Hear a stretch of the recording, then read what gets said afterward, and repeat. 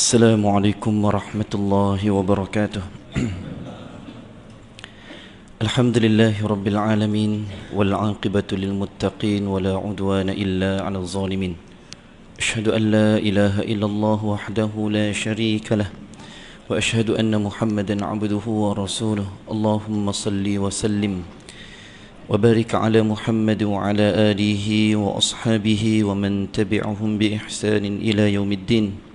قال رب اشرح لي صدري ويسر لي أمري واحلل عقدة من لساني يفقه قولي اللهم فقهنا في الدين وعلمنا في التأويل اللهم يسر ولا تعسر اللهم انفعنا بما علمتنا وعلمنا ما ينفعنا وزدنا علما والحمد لله على كل حال أما بعد. Yang saya hormati Tuan Pengerusi, ahli jawatan kuasa muslimin, hadirin yang dirahmati Allah Subhanahu wa taala. Begitu juga pada asatizah kita yang ada pada tengah hari ini, Al-Fadil Ustaz Fauzi dan juga Al-Fadil Ustaz Tunggul. Hadirin yang dirahmati Allah Subhanahu wa taala, syukur pada Allah Subhanahu wa taala kita dapat bertemu pada tengah hari ini, alhamdulillah. Insya-Allah kita nak bicarakan pada tengah hari ini, di antaranya disebutkan oleh Nabi sallallahu alaihi wasallam dalam hadis Imam Tirmizi, attala'tu fil jannah fara'aitu aktsarul fuqara. Nabi sallallahu alaihi wasallam sebut attala'tu, aku melihat di dalam syurga, kata Nabi, aktsaruhum al fuqara, yang ramai di dalam syurga ni, kata Rasulullah sallallahu alaihi wasallam, fuqara, fakir miskin, orang fakir, ya, fakir kemudian orang miskin. Orang fakir ni cukup ramai dalam syurga Allah Subhanahu wa taala. Wattala'tu fin nar fara'aitu aktsarun nisa. Hadis Imam Tirmizi rahimahullahu taala. Kemudian kata Rasulullah, aku lihat di dalam neraka itu ramainya wanita. Dalam neraka tu ramai wanita, perempuan ramai. Ya, kenapa ramai di kalangan wanita, kata Nabi sallallahu alaihi wasallam? Adakah neraka tu dibuat khusus untuk wanita? Tidak, tuan-tuan ya. Adakah tidak ada kemuliaan pada wanita? Tidak, ada kemuliaan. Tetapi maknanya lebih ramai daripada orang lelaki wanita di dalam neraka Allah Subhanahu wa taala. Kerana di antaranya disebutkan, antara mereka para ulama menyebut bahawasanya mereka ni di antaranya yang ingkar. Ingkar kepada yang mempunyai suami, ingkar kepada suami. Yang mana mulutnya, disebutkan mulutnya begitu, orang kata jijik, kata-katanya, percakapannya, perbuatan dia dengan suami. Yang ni lah menyebabkan, kata Rasulullah sallallahu alaihi wasallam, ramai wanita di dalam neraka Allah Subhanahu wa taala. Mulutnya kotor, kata-katanya, kalau tidak maki hamun, bukan dia. Ada jenis perempuan, isteri yang di luar sana tanpa segan silu dimaki hamun suaminya tengah-tengah khalayak ramai. Kadang-kadang di pasar raya, masuk pasar raya, silap beli, salah ambil barang, lambat bayar, lambat macam-macam. Dimaki hamunnya dengan tak ada perasaan malu dengan orang lain. Yang suami tunduk malu, isterinya selamba buat tak reti. Di pasar malam, di pasar selamba dia, dengan tak ada perasaan rasa takut pada Allah tu, tak ada, malu dengan manusia pun tak ada. Ni kata Rasulullah sallallahu alaihi wasallam, inilah ciri-ciri dia. Depan anak menantu, depan cucu, depan jiran, orang jiran sekampung ni, taman ni, kenal dah mulut dia. Ya. Kalau dalam grup, dialah paling kuat maki hamun orang.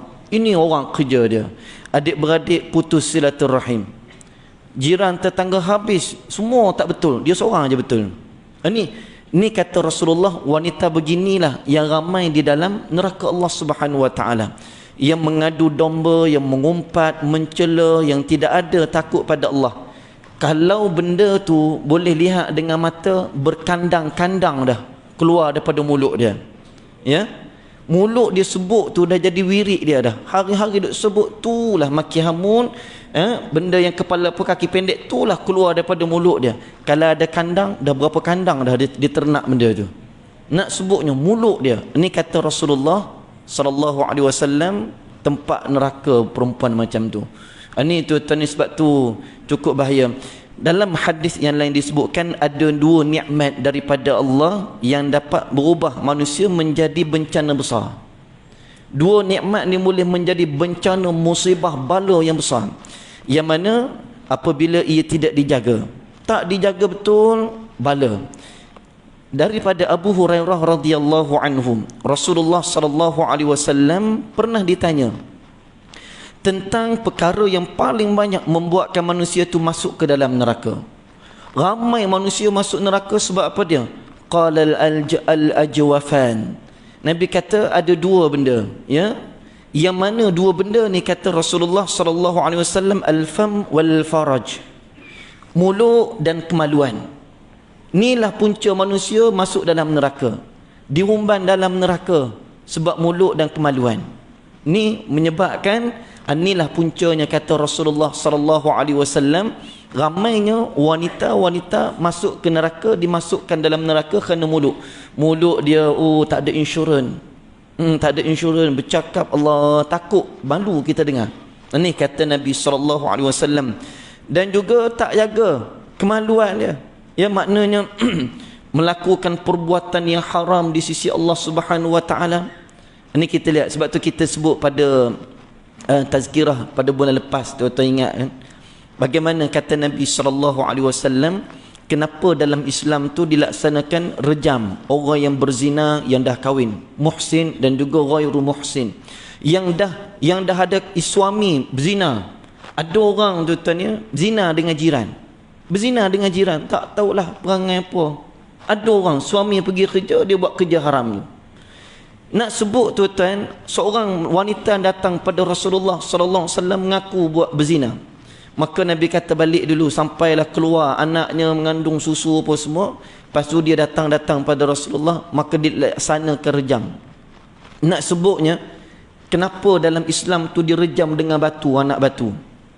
Bukan besar penumbuk ni, besar penumbuk sekali baling dia matilah tuan-tuan. Tak kena pula baling orang yang tu baling apa tu, bola apa main sukan tu kan. Tuan-tuan, anak batu lebih kurang besar-besar ibu jari je. Direjam, baling, dibaling. Kenapa tak dipotong kepala terus? Kenapa tak tembak dengan sniper je? Kenapa tak tikam perut terus, mati terus? Ya?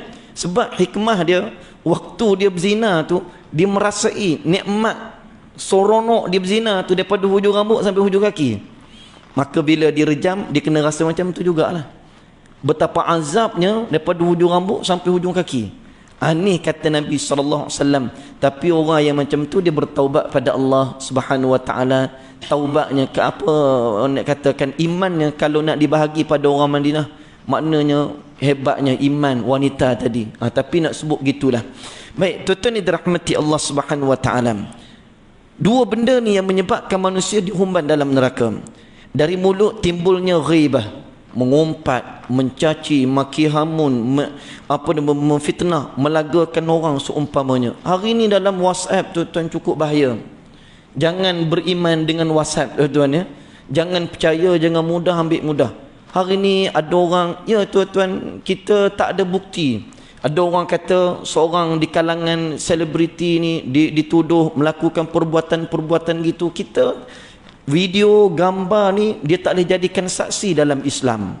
Ya, tak boleh jadi saksi. Kita jangan ambil, jangan kita campakkan diri kita tergolong.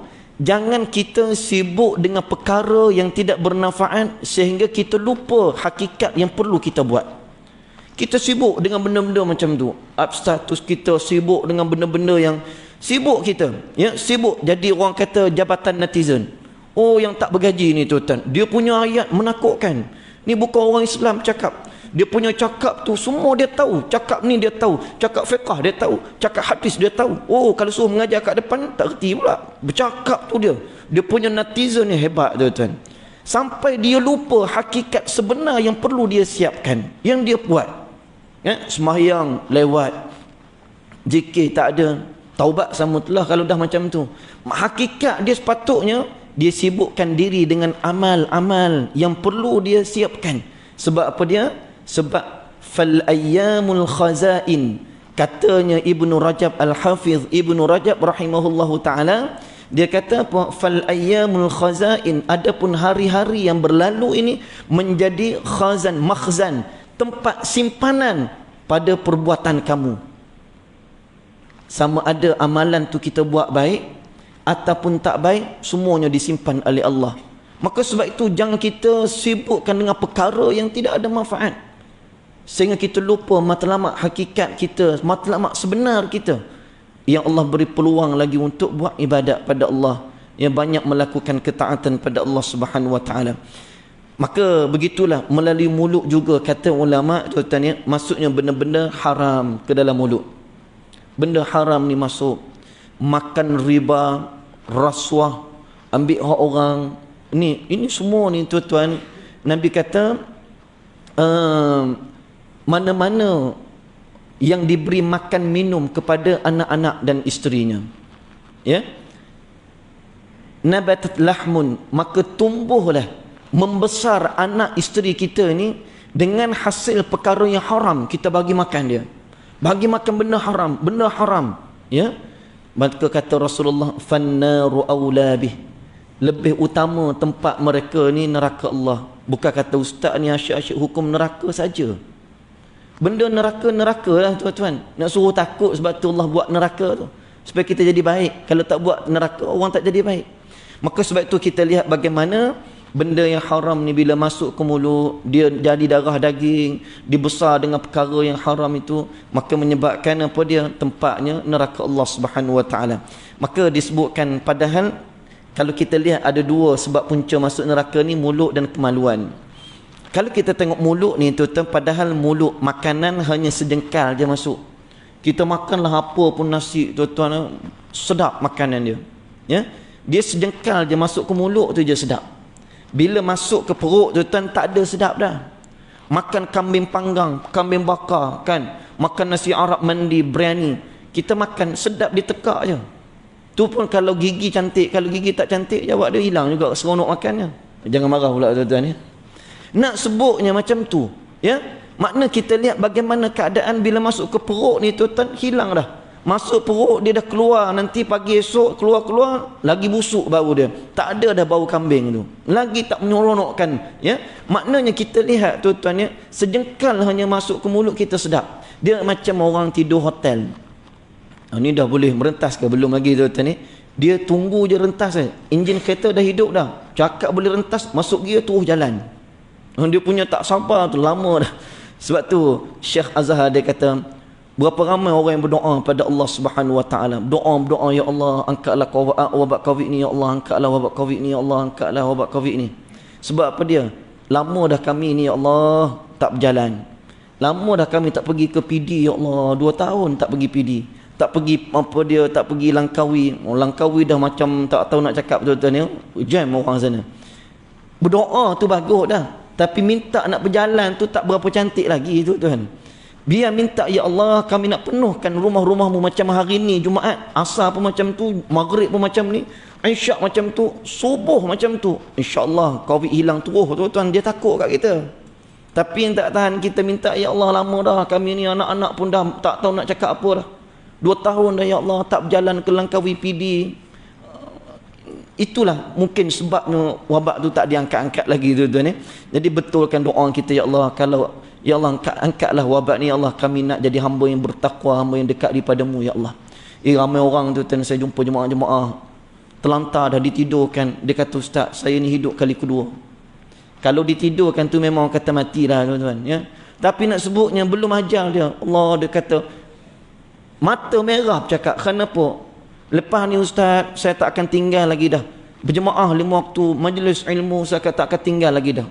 Baru-baru merasa tuan. Covid jangan main, tak kena tak apa, dah kena tuan ya. Cukup bahaya pada kita. Ya. Dia kata hampir mati dah. Ya, ditidurkan. Alhamdulillah ajalnya belum sampai. Ni nak sebut kita alhamdulillah Allah bagi lagi peluang macam tu. Baik. Macam orang kata tidur di hotel. Hotel 5 bintang, 10 bintang. Dia bintang-bintang ni sebelum lelap. Tu tak tuan-tuan? Pejam mata. Kalau dah pejam, atas tikar pun jadi. Nah, atas tikar pun jadi. Mengantuk. Tapi orang tidur 5 bintang, kalau tak boleh tidur penyakit dia, marilah apa pun tak boleh tidur. Ini nak sebutnya bagaimana nikmat tu rasa waktunya nikmat mata, dia sekejap je. Jadi sebab itulah tuan-tuan yang dirahmati oleh Allah, jagalah apa dia? Kemaluan pada tempat dia. Allah buat nafsu, Allah buat kemaluan ni bukan saja-saja. Salurkan di tempat yang selayaknya. Pahala. Gunakan pada selayaknya. Pahala tuan-tuan. Pahala Allah bagi nikmat itu, Allah bagi pahala pada orang yang tempat keadaan dia. Tapi kalau buat pada bukan tempat dia, maka neraka Allah Subhanahu wa taala. Hadirin dirahmati oleh Allah Subhanahu wa taala. Al-Imam Syafi'i rahimahullahu taala dikatakan man nammalaka namma alayka. Kata Imam Syafi'i, man nammalaka namma alayka wa man naqala ilayka naqala anka. Al-Imam Syafi'i rahimahullahu ta'ala dia kata, sesiapa yang mengadu domba melagakan seseorang pada engkau. Kalau ada di tempat kerja, adik-beradik, jiran, tetangga, dia memang macam tu kerja dia. Suka mengadu domba. Dia cerita orang kat kita, jaga-jagalah tuan-tuan. Jangan percaya orang macam tu. Ya, jangan percaya orang macam tu. Sebab apa dia? Sebab kata Imam Syafi'i, maka dia juga akan mengadu domba melagakan kau pada orang lain. Kalau dia jenis suka menceritakan orang buruk orang pada kita, jangan percaya. Jangan dipakai. Kenapa? Kelak dia akan membawa menceritakan keburukan kita pada orang lain. Ini cukup bahaya mulut-mulut begitu yang memang menyebabkan mengadu domba inilah yang tempatnya disebabkan di dalam neraka Allah Subhanahu wa taala. Maka berhati-hati dan berwaspada. Hadirin dirahmati oleh Allah Subhanahu wa taala. Disebutkan disebutkan dalam satu hadis, disebutkan di antaranya daripada Jabir radhiyallahu anhu, qala Rasulullah sallallahu alaihi wasallam, inna lillahi inda kulli fitrin utaqa wa dhalika fi kulli laylah. Inna lillahi inda kulli fitrin utaqa wa dhalika fi kulli laylah. Nabi sallallahu alaihi wasallam sebut hadis sahih disebutkan oleh Ahmad Ibn Majah. Nabi kata daripada Jabir radhiyallahu anhu bahawa pernah Nabi sallallahu alaihi wasallam, sesungguhnya Allah memiliki hamba-hamba yang dibebaskan daripada api neraka.